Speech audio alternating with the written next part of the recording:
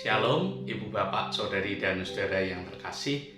Kita jumpa lagi dalam lawatan hati GKI Residen Sudirman Surabaya. Dan lawatan hati kali ini adalah episode yang ke-225. Tema kita adalah siap dibentuk.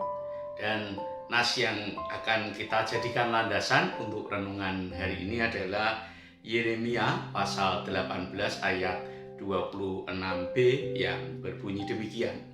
Sungguh seperti tanah liat di tangan tukang periuk, demikianlah kamu di tanganku, hai kaum Israel. Ibu bapak, saudari dan saudara, mungkin sebagian besar dari kita pernah mendengar nama Michelangelo. Ya, dia seorang seniman dari Italia yang hidup di abad 15 sampai dengan 16 Masehi.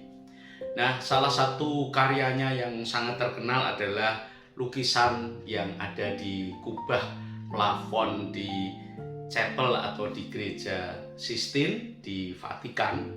Dan untuk mengerjakan lukisan itu dia melakukannya di tahun 1512, dibayar dengan emas yang kalau dinilai dengan nilai sekarang itu $600.000 atau 900 juta rupiah. Tapi sebetulnya Michelangelo lebih senang kalau dia dikenal sebagai pemahat atau pembuat patung. Kita tahu ada banyak patung yang sangat terkenal. Salah satunya adalah Pieta yang diselesaikan pada tahun 1499 yang menggambarkan Maria Ibu Yesus yang sedang menggendong atau membopong mayat Yesus di pangkuannya. Patung yang lain yang juga terkenal adalah patung Daud, diselesaikan tahun 1504, dan juga patung Musa tahun 1515. Nah, sebagai seorang pemahat atau pembuat patung, Michelangelo sangat dikenal jeli di dalam memilih bahan. Dia akan dengan sangat teliti memperhatikan marmer yang akan digunakan sebagai bahan baku. Dia akan lihat teksturnya, tingkat kekerasannya, sehingga dengan bahan yang bagus, dia juga akan bisa menghasilkan karya yang sangat bagus. Nah, memang pada umumnya tidak mungkin atau sangat sulit sebuah patung yang bagus dihasilkan dari bahan baku yang kurang berkualitas atau yang kurang bagus. Nah, hari ini kita juga melihat bagaimana Tuhan menggambarkan dirinya sebagai seniman dalam tanda kutip, yaitu seorang tukang periuk, dan yang dibentuk itu adalah umatnya, orang Israel. Tuhan berkata bahwa Dia akan membentuk umatnya seperti tukang periuk yang mengerjakan tanah liat.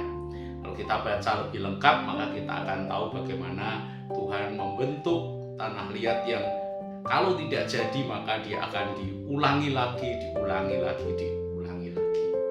Nah, ada dua hal penting yang kita bisa lihat dari bagaimana cara Tuhan membentuk umatnya ketika dia menggambarkan dirinya sebagai tukang periuk dan umatnya adalah tanah liat.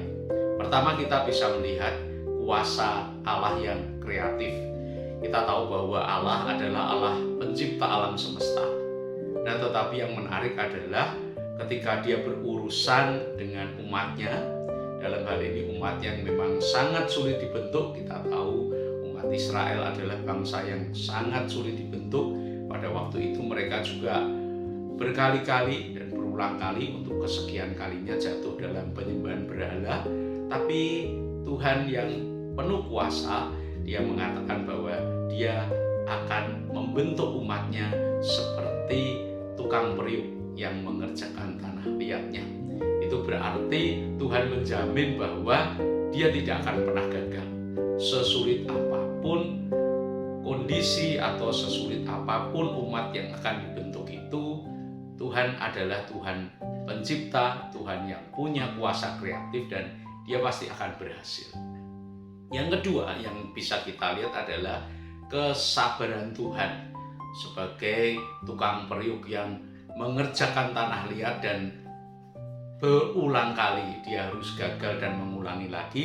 Tuhan tidak pernah berhenti menunjukkan kesabarannya. Kita tahu Nabi Yeremia sendiri melayani umat Israel, khususnya mereka yang tinggal di Yehuda, selama kira-kira 40 tahun. Dan boleh dikatakan mereka, orang-orang Yehuda itu, tidak mau mendengarkan Yeremia dan bahkan menganiaya Yeremia. Memang Yeremia harus berhadapan dengan komunitas atau dengan orang-orang yang sulit.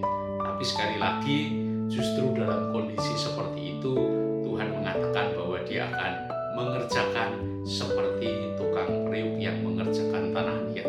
Kita bisa lihat kesabaran Tuhan. Tuhan tidak pernah berputus asa membentuk umatnya. Berapa lama pun, sesulit apapun, dia akan mengerjakan. Nah, saya percaya ini juga akan berlaku untuk umat Tuhan di masa sekarang, untuk kita semua, baik sebagai gereja maupun sebagai orang-orang Kristen. Mungkin sebagian dari kita merasa bahwa kita berada dalam situasi yang sulit, yang tidak mungkin berubah, tapi di hadapan Tuhan yang punya kuasa kreatif, tidak ada yang tidak mungkin. Mungkin sebagian dari kita juga sudah mulai merasa jenuh, merasa bosan karena berusaha dibentuk, berusaha berubah berulang kali, tapi gagal lagi dan gagal lagi. Kita ingat bahwa Tuhan tidak pernah kehilangan kesabarannya.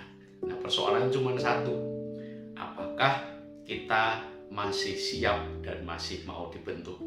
Sepanjang kita mengatakan, Tuhan saya masih mau dibentuk, Tuhan siap membentuk kita dengan kuasanya yang kreatif dan juga dengan kesabarannya. Sampai jumpa dalam lawatan hati episode berikutnya. Tuhan memberkati kita semua.